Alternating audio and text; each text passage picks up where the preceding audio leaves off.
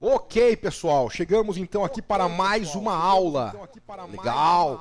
Aqui, no Banco do Brasil. Muito feliz com as notícias dos alunos que foram aí bem classificados no concurso do dia 15 de março. Perfeito. Muito aluno classificado, significa muita aprovação. Queremos bater aí o nosso recorde produtor de 80% dos alunos que foram aprovados no último certame para as regiões do concurso do dia 15. Perfeito? O seu edital está próximo também. O seu edital deve estar sendo publicado aí no início de maio. E agora, aulas diárias.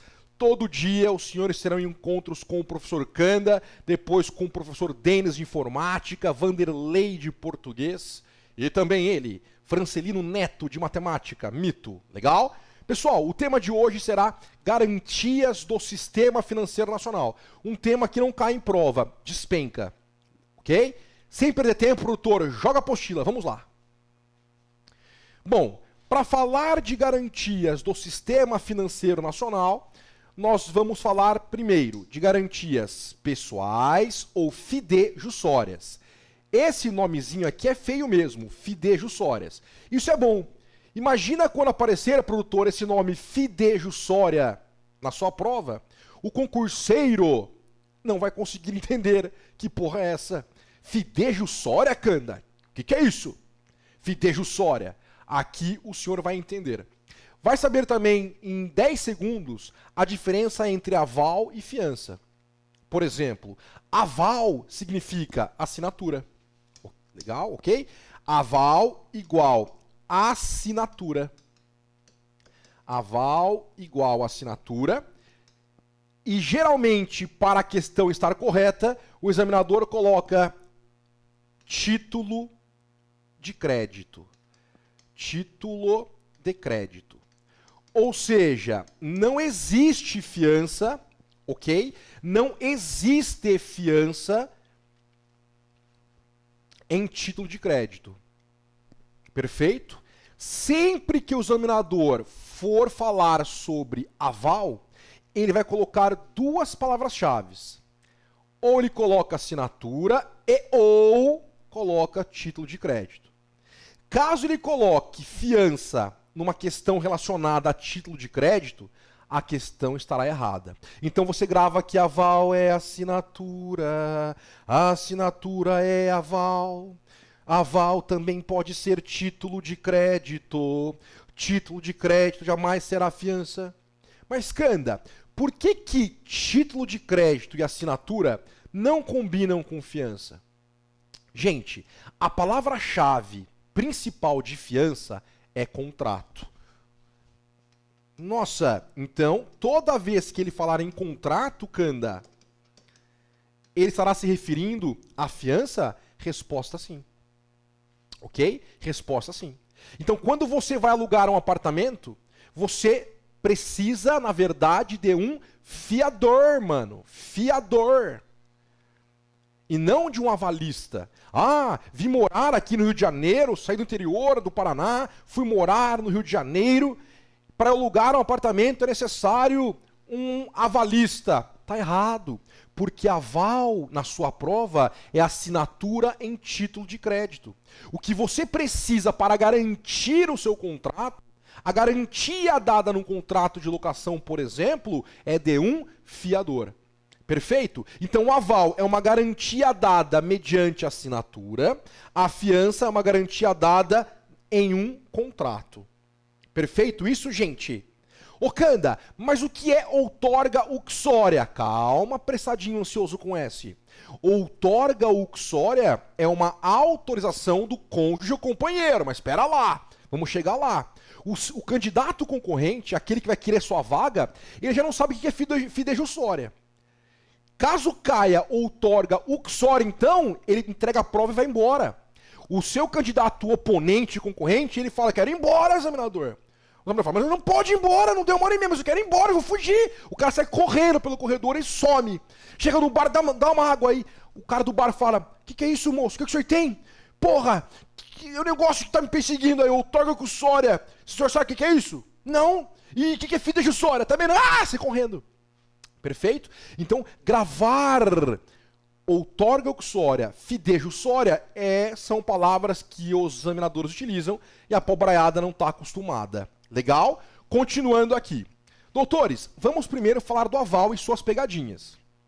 Olha que interessante. Aval, garantia plena e solidária prestada por terceiro, a favor de obrigado por letra de câmbio, nota promissória ou título semelhante.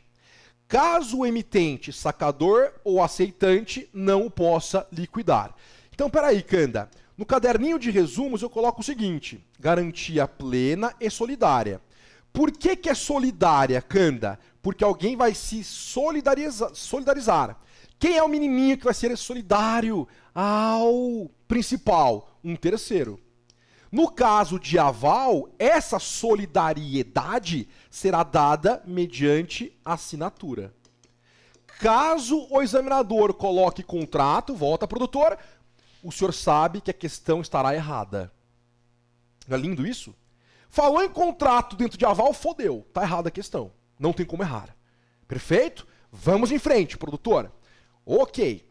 Além de nota promissória ou título semelhante, que eu falo que é título de crédito, eu tenho também a terceira palavra-chave, letra de câmbio.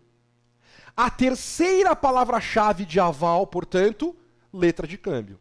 Então, como fica na minha prova, Canda? Nós fechamos o tema.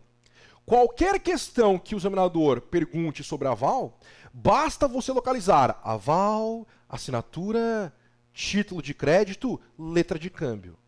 Aval, assinatura, título de crédito, letra de câmbio. Mas, Candinha, por que geralmente o examinador não cita a letra de câmbio na prova? Sabe por quê? Porque o examinador deixa para citar letra de câmbio como palavra-chave DCDC, crédito direto ao consumidor, que no seu edital vem com produtos bancários. E nas próximas aulas nós vamos falar sobre ele. Perfeito? Então, o CDC, o crédito direto ao consumidor, tem como uma das principais palavras-chave letra de câmbio. Sendo assim, o examinador deixa para utilizar a letra de câmbio dentro do CDC. Ou ainda, ele faz a pegadinha da letra de câmbio ser garantida ou não pelo fundo garantidor de crédito. Só que calma, estamos apenas aquecendo o cérebro. Ok? Continuando na apostila. Formaliza-se pela assinatura do garantidor em um título de crédito. Não existe aval em contrato, somente em título de crédito. O avalista responde apenas e tão somente pelo valor expresso no título de crédito. Toda essa informação vai para o caderninho de resumos. Formaliza-se pela assinatura do garantidor em um título de crédito, não existe aval em contrato, somente em título de crédito, o avalista responde apenas e tão somente pelo valor expresso no título de crédito. Olha a palavra-chave aqui, assinatura. Olha a palavra-chave aqui, título de crédito. De novo, não existe aval em contrato. Por quê, Canda? Volta, produtora. Porque em contrato o que existe é a fiança. Perfeito? O que existe em contrato é a fiança. Gente, não tem como errar. O segredo do novo curso, o segredo do nosso sucesso é que o senhor tem que gravar as palavras-chave. Gravou a palavra-chave? Bimba! Questão gabaritada. Perfeito? Ok. Mais uma informação importante. Vou pegar em vermelho aqui. O avalista responde apenas e tão somente pelo valor expresso no título de crédito. Ou seja, ele não responde a nada estranho que venha aparecer fora do título de crédito. Perfeito? Se não está no título de crédito, não será responsabilidade do avalista. A mesma regra se dará, doutores, a mesma regra se dará no caso da fiança. Perfeito? Quando o senhor for estudar fiança, o fiador, aqui eu estou falando de avalista, mas lá na fiança, já aquecendo o cérebro, quando o senhor for estudar a fiança, a mesma regra, o fiador só é responsável por aquilo que encontra-se no contrato. Logo, o avalista só será responsável e solidário por aquilo que ele assinou em título de crédito. Ok, vamos em frente. O aval pode ser completo, que é o aval em preto, quando traz o nome da pessoa em favor de quem é dado. E aval em branco, quando não traz o nome da pessoa a quem é dado o aval. Gente, aval em preto, aval em branco, aval em cinza, aval Marchiori, FODA, hífen-SE. Lembrando que o hífen continua mesmo após a reforma ortográfica. Na prova do Banco do Brasil ou Caixa, não cai. Aí, quando você estiver lá no Banco do Brasil, lá na Caixa Econômica Federal, quando o senhor já estiver aprovado, trabalhando, o senhor poderá prestar um exame de certificação. Por exemplo, CPA 10, CPA 20. Em breve, o novo curso estará oferecendo esse serviço. E quando o senhor for prestar esta certificação, aí sim, lá nos exames CPA 10, CPA 20 ou qualquer outro tipo de certificação, esse tema cai. Mas em prova de concurso bancário, BB ou Caixa, não cai. Ok. Continuando. Com a entrada do novo Código Civil em 2003, tornou-se obrigatória a assinatura conjunta do cônjuge para dar validade ao aval, a chamada outorga uxória. Canda! Outorga uxória? Que porra é essa? Sim. A outorga uxória é a autorização que o cônjuge ou companheiro vão ministrar, vão dar àquele que vai ser avalista ou fiador. Ah, mas eu sou pau-mandado, de qualquer jeito eu ia pedir. Beleza. Se você é pau-mandado, de qualquer jeito iria pedir, beleza. Mas caso o senhor não seja pau-mandado, seja um cara independente, seja casado, por exemplo, em comunhão parcial de bens, a cônjuge ou companheira deve saber. Ou o cônjuge ou companheiro também. Canda, eu sou gay. Eu sou gay e sou casado com outro menininho. Nesse caso, exige-se a outorga uxória? Resposta sim. Também exige-se a outorga uxória na união estável, na união de homem com homem, mulher com mulher, héteros, homos, enfim, todos os tipos. Casou, é companheiro ou cônjuge, tem que ter a outorga uxória. Tá claro? A parte da união civil entre pessoas do mesmo sexo ainda não caiu. Tá para cair. Se eu fosse examinador, eu pediria. Legal? Para acabar já com esse choque. Perfeito? Ok. Doutores, então a outorga uxória é a autorização do companheiro ou do cônjuge. Legal? Vamos em frente. O que diz o decreto 57663 de janeiro de 1966? Diz lá: o pagamento de uma letra pode ser no todo ou em parte garantido por aval. Esta garantia é dada por um terceiro ou mesmo por um signatário da letra. Produtor, aqui nós temos uma ultra mega blaster pegadinha. Pergunta de prova. Prestem muita atenção. Abra o caderno de resumos. Eu vou ditar duas perguntas. Abra agora o caderno de resumos e anote. Pergunta 1. No Brasil, o aval pode ser parcial? Interrogação. Pergunta 1. No Brasil, o aval pode ser parcial? Interrogação. Beleza? Pergunta 2. Pergunta 2. Pergunta 2. Nossa, pergunta 2. Gente, é agora. Conforme expresso no Código Civil, o aval pode ser parcial? Interrogação. Repita. Pergunta 2. Repita. Pergunta 2. Conforme expresso no Código Civil, no Brasil, o aval pode ser parcial? Interrogação. Legal? Pergunta 1. A resposta é sim. Coloca na frente. Na frente da pergunta 1, como diria os curitibanos, na frente da pergunta 1, o senhor coloca que sim. Resposta, sim. E na frente da pergunta número 2, o senhor coloca que não. Puta que pariu, Canda. E agora? Que porra é essa? Calma, gente. O senhor está aqui para aprender, preparar e matar pegadinhas. Os examinadores criam as pegadinhas e nós matamos, executamos as pegadinhas. Aqui no novo curso é o único lugar onde o aluno hashtag eu amo o examinador. Somente aluno novo curso que escreve nas redes sociais hashtag eu amo o examinador. O examinador é o nosso amigo, gente.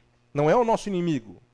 O examinador é inimigo dos candidatos concorrentes, os eiros, os concurseiros. O senhor não, o senhor é elite dos concursandos, mano. Nós amamos os examinadores. Examinador tem gente boa, certo, Canda? Resposta sim. Até os da CESP, nossa, são os preferidos candianos. Doutores. No Brasil, o aval pode ser parcial. Sim.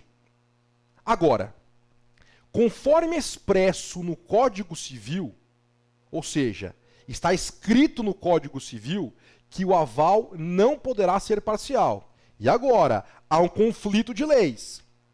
Há uma lei que diz que pode ser parcial e o Código Civil disse que não pode ser parcial. Qual é válido? Veja, eu estava em São Paulo na minha época de acadêmico, estudante de direito, numa depressão profunda. Uma amiga minha foi lá me visitar, não quis fazer nada comigo, eu achei meio estranho aquela amiga, porque de repente eu olhei para ela e ela fazia umas coisas estranhas. Ela fazia assim. Eu olhava aquilo, nossa, um outro amigo meu, o que é isso aí? E a amiga lá. Nós perguntamos a ela, amiga, que porra é essa? Ela, não é nada, gente. Não, isso é um toque. Ela, é um toque. Mas o que acontece? Por que você faz isso? Ela, tipo, tá ligado? Eu pensei numa coisa muito ruim. O que você pensou? Ela, câncer. Eu, nossa, meu amigo. Pô, eu que fumo, vocês que endoidecem, meu. Câncer, é. Mas e aí, que você faz isso? Porque assim, quando eu tenho um pensamento muito ruim, eu faço esse movimento para tirar da minha cabeça e jogo pela janela, que está aberta. Eu, meu amigo. Nossa, mano, muito louco isso. E a menina foi embora, e esse meu amigo, lesado, também foi embora. Eu fiquei sozinho naquele apartamento em São Paulo, úmido, esperando alguma menina me ligar. Naquela época não existia Tinder. Nossa, se existisse Tinder naquela época, estava feito. Eu estaria muito louco ou com muitos filhos. Doutores, eu invoquei então um espírito, e lá naquele dia baixou um espírito para conversar comigo. O nome dele é Vincent. Vincent van Gogh. Nossa, é um pintor holandês. Põe no Google. Doutores, Vincent van Gogh chegou ao meu apartamento em São Paulo e fez um desenho. Legal. Fez um desenho muito louco no meu apartamento em São Paulo. Vincent van Gogh, deixa eu ver se tem espaço aqui, eu vou pegar esse lado aqui. Vincent van Gogh fez uma linha na parede. Fez uma linha na parede e escreveu na linha, limite. Limite da lei. Eu, Vincent, que porra é essa? Ele, calma, rapaz. Abaixo da linha, ele fez setas. Uma seta, 2 setas, 3 setas, 4 setas, 5 setas. Quanta seta? Uma seta mais torta que a outra, mas não tem problema. Dá para entender. Volta para mim agora, produtor. Cada seta dessa aqui significa uma lei. Aguenta aí, fica aí agora, produção. Então aqui eu tenho Código Civil. Aqui eu tenho Código Penal. Pode jogar a tela para eles. Aqui eu tenho, sei lá, leis de trânsito. Aqui eu tenho contrato do novo curso. Aqui eu tenho estatuto do meu condomínio. Enfim, aqui eu tenho a lei orgânica do município onde eu moro. Cada lei dessa aqui, ok? Cada lei dessa significa uma lei menor. Lei menor. Aqui para cima, o limite da lei chama-se Constituição Federal. Constituição Federal. Ou seja, pode voltar agora para mim, produtor. Nenhuma dessas leis abaixo, nenhuma das leis aqui abaixo, as chamadas leis menores, podem ultrapassar esse limite da lei. Caso ultrapasse esse limite da lei, essa lei, por exemplo, o Código Civil aqui embaixo, vai se transformar em ilegal. Se uma regra de qualquer lei abaixo, Código Penal, Código Civil, Código de Trânsito, Código Tributário Nacional, em suma, qualquer lei aqui ultrapassar esse limite da lei aqui, ó, é ilegal. Perfeito? Então, atenção, volta pro quadro aqui, produtora. Em vermelho aqui, nós temos o Código Civil. Tá aqui. O Código Civil está abaixo da Constituição. Ok. Só que, volta para mim, produtora, entre a lei menor e a lei maior, sobrou um espaço. Legal? Entre a lei menor e a lei maior, sobrou um espaço. Esse espaço aqui é chamado de supraconstitucional ou supralegal. Então, nesse espaço aqui, vou pintar em verde, verde Palmeiras, está aqui, ó. Esse espaço aqui são as supra, que pode ser supralegal ou supraconstitucional. Pode jogar para eles a tela aí. Perfeito?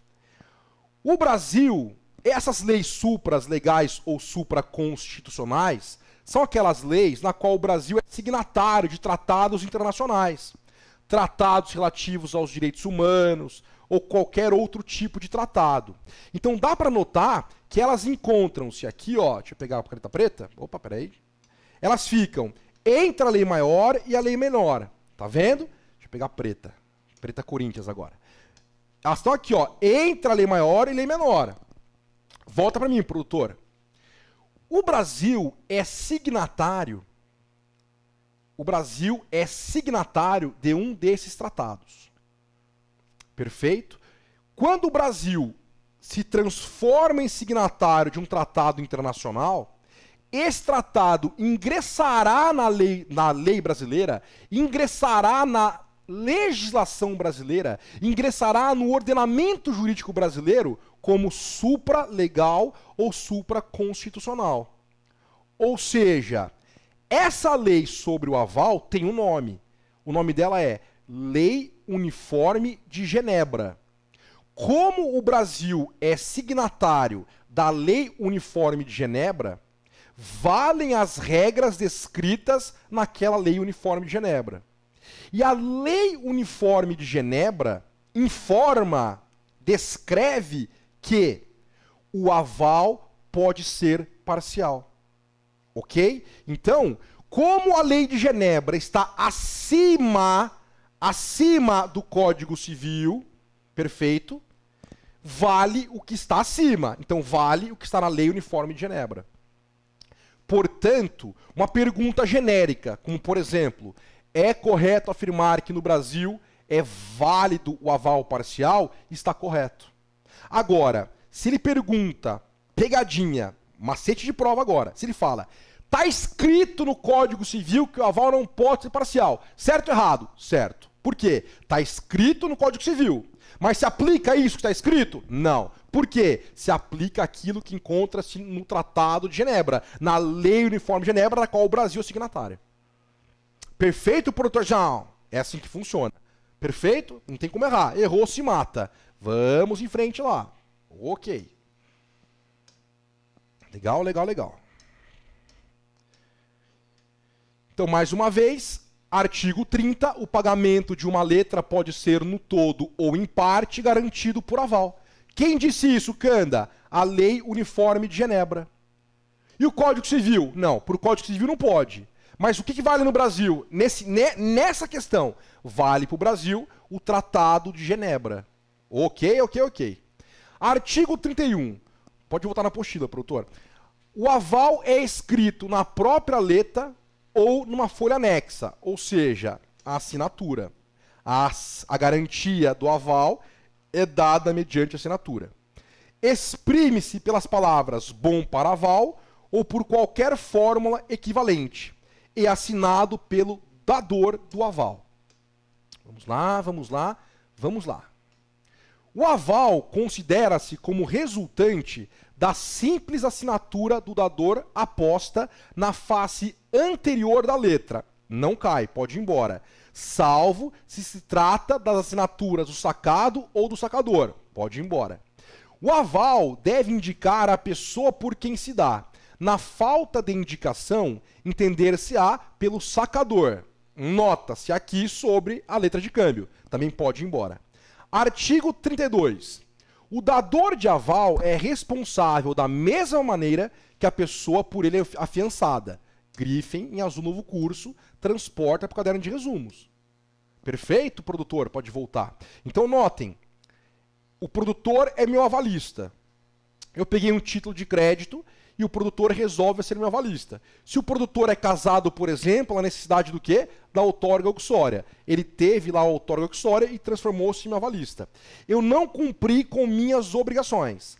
A partir do momento que eu não cumprir com as minhas obrigações, pode o credor executar o dador do aval. O dador do aval será obrigado a pagar aquilo na qual ele se comprometeu mediante assinatura em título de crédito. Canda, mas aí quem vai se ferrar é só o avalista? Não. O avalista pagou, não pagou? A partir daquele momento, o avalista se transforma então no meu credor. No exemplo dado aqui, o produtor vai se transformar em meu credor. E aí o produtor poderá executar os meus bens. Perfeito? Há uma mudança de credor. O avalista, então, vai lá e paga. Correto? Canda, será que o avalista pode desistir e sair? Pode, pode. Vamos saber como funciona isso daqui a pouco. Aguenta aí. Aqui ainda. A sua obrigação mantém-se, mesmo no caso da obrigação que ele garantiu, ser nula por qualquer razão, não seja um vício de forma. Então, peraí, de novo. A sua obrigação mantém-se, mesmo no caso de a obrigação que ele garantiu ser nula, por qualquer razão que não seja um vício de forma. Se o dador de aval paga a letra, fica subrogado nos direitos emergentes da letra contra a pessoa a favor de quem foi dado o aval e contra os obrigados para com quem está em virtude da letra. Então aqui vamos grifar em amarelo. Foi o que eu acabei de dizer. Se o dador do aval paga a letra, fica subrogado nos direitos emergentes da letra contra a pessoa a favor de quem foi dado o aval. Ponto. Ou seja, o dador do aval, o avalista, ele vai se transformar em credor do avalizado. Perfeito? Falamos até aqui da Lei Uniforme de Genebra. Agora, nós vamos falar sobre o Código Civil. Perfeito? São diferentes. Nós sabemos, por exemplo, que na Lei Uniforme de Genebra, o aval pode ser parcial. E o seu cérebro já gravou a pegadinha e a informação que no Código Civil não se aceita o aval parcial. Qual vale na prova? O aval pode ser parcial. E se for pegadinha, está escrito aqui no Código Civil? Está escrito no Código Civil que não pode ser parcial. Mas o correto é, pode ser parcial. Mas o que está escrito no Código Civil? No Código Civil diz que não. Se ele perguntar conforme o Código Civil, não. Mas qual é o correto afirmar? Que sim. O que diz o Código Civil sobre o aval? Artigo 897 do Código Civil. Pode pôr na apostila, produtor. O pagamento de título de crédito que contenha obrigação de pagar soma determinada pode ser garantido por aval. Bacana. Parágrafo único do artigo 897. É vedado o aval parcial. Então, aqui, doutores, nós temos uma pegadinha ultra mega blaster, que aluno novo curso não cai.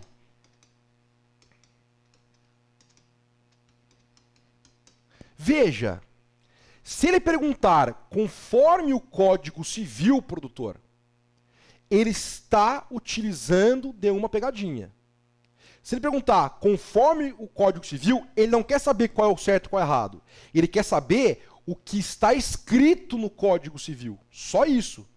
E aí, como você é elite dos concursandos, você sabe que o que está escrito no Código Civil é que não pode ser parcial. Agora, se ele quer testar o seu conhecimento, ele pergunta: no Brasil, pode ser dado aval parcial? Resposta: sim. Por quê? Porque o Brasil é signatário da Lei Uniforme de Genebra. E a Lei Uniforme de Genebra tem valor de lei supralegal ou supraconstitucional, que significa que esse tratado está acima do Código Civil aqui embaixo. Não tem como errar. Continuando. Artigo 898. O aval deve ser dado no verso ou no anverso do próprio título, não nos importa. Parágrafo 1º. Para a validade do aval dado no anverso do título, é suficiente a simples assinatura do avalista. Parágrafo 2º. Considera-se não escrito o aval cancelado, isso aqui foi uma pegadinha da CESP uma vez, pegou 10 bilhão de alunos despreparados, considera-se não escrito o aval cancelado. Beleza. Se o aval foi cancelado, significa que ele nunca foi escrito. Acabou. Não tem muito que chabu. É interpretação de texto. 899. O avalista equipara-se àquele cujo nome indicar, na falta de indicação, ao emitente ou devedor final. Já foi tema da CESP, vamos grifar. A CESP foi lá no Código Civil, Ctrl+C e Ctrl+V na prova. Parágrafo 1º. Então, se a CESP já utilizou, vai para o caderninho de resumos esse aqui. O avalista equipara-se àquele cujo nome indicar, na falta de indicação, ao emitente ou devedor final. Parágrafo 1º. Pagando o título, tem o avalista ação de regresso contra seu avalizado e demais coobrigados anteriores. O porquê, produtor? Porque, nesse sentido, o avalista se transforma em credor. O seu cérebro já sabe, nós já sabemos, gabaritamos a questão, vamos em frente. Parágrafo 2º. Subsiste a responsabilidade do avalista, ainda que nula a obrigação daquele a quem se equipara, a menos que a nulidade decorra de vício de forma. Artigo 900. O aval posterior ao vencimento produz os mesmos efeitos anteriormente dados. Vamos grifar aqui. O aval posterior ao vencimento produz os mesmos efeitos do anteriormente dado. O avalista pode desistir do aval? Sim. Ok? Só que as regras desse tema, produtor, serão dadas junto da fiança. Lá na fiança, no final do tema fiança, que é o próximo tema, nós vamos descobrir se o avalista / fiador podem desistir do aval / fiança. Será que eles podem? Essa resposta, então, ficará para a próxima aula. Lembrando, agora nós vamos ter uma batalha diária, porque o seu edital, tudo indica que será publicado no mês de maio. Então, amanhã eu retorno para terminar a parte de fiança e também a parte de garantias do SIFN. Legal, produtor? Vamos embora, então? Bacana? Ok. Dúvidas, escrevam lá para contato@novocurso.net. Um grande beijo na alma. Até mais.